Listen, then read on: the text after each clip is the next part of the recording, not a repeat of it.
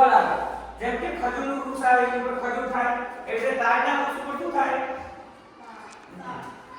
તાડી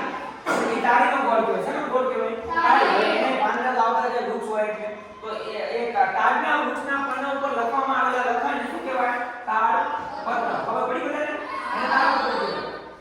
હવે બીજા આપણે વાત કરીએ અભિલેખ શિલાલેખ તો શિલાલેખ એટલે શું શિલા એટલે પથ્થર શું થાય શિલા એટલે પથ્થર તો જોયા છે બધાએ મેડમને પથ્થર આને પેલા ઘરે બતાવ્યા છે બધાને છકાવા બરાબર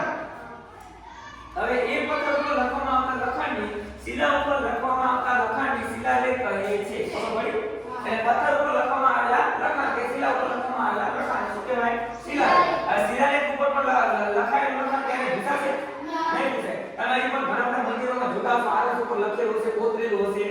પછી પથ્થર ઉપર કોતરણી કરેલી છે બધી ડિઝાઇન બનાવેલી હશે એને શું કહેવાય શિલાલેખ હવે અભિલેખ શું છે અભિલેખ એના જેવું જ છે પણ અભિલેખમાં એટલો ફરક છે કે એમાં ધાતુ કોઈ ધાતુ હોય ને સોનું ચાંદી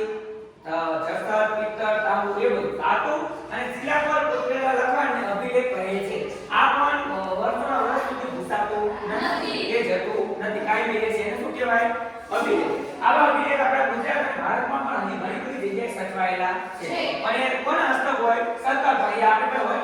ના હોય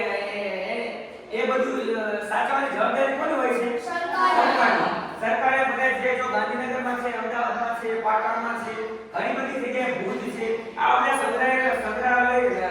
રાખેલા છે અને તેમાં આપણી બધી પ્રાચીન વસ્તુઓ શું કરેલી છે સાચવેલી છે હવે ઇતિહાસ તમે કઈ રીતે જાણી શકો તો ઇતિહાસ જાણવા માટે તમે વાતો હોય જૂનું પુસ્તક હોય જૂનું મંદિર હોય બરાબર જૂના ફોટા જૂના ચિત્રો જૂનું તળાવ જૂની નદી જૂના ગામ જૂના મંદિરો મસ્જિદો જૂના વૃક્ષો બરાબર એમાં ઘણી બધી વસ્તુઓ આવી ગઈ જૂના તાંબા પિત્તળના વાસણો હવે આપણે ભણ્યા ને ભોજપત્ર તાડપત્ર તામ્રપત્ર અભિલેખો શિલાલેખો જૂના પર્વતો જૂના કોઈ પણ વસ્તુ જૂની જે પ્રાચીન વસ્તુ હોય એના દ્વારા આપણે ઇતિહાસ જાણી શકીએ છીએ ઉદાહરણ તરીકે નરેન્દ્ર મોદી છે નરેન્દ્ર મોદી આજથી 100 વર્ષ પછી હશે નહીં તો ત્યાં 100 વર્ષ પછીના છોકરાને નરેન્દ્ર મોદી જોયા છે આપણે જે નરેન્દ્ર મોદી જોયા છે એમને જોયા છે નહીં જોયા એને શેમાં જોશે તો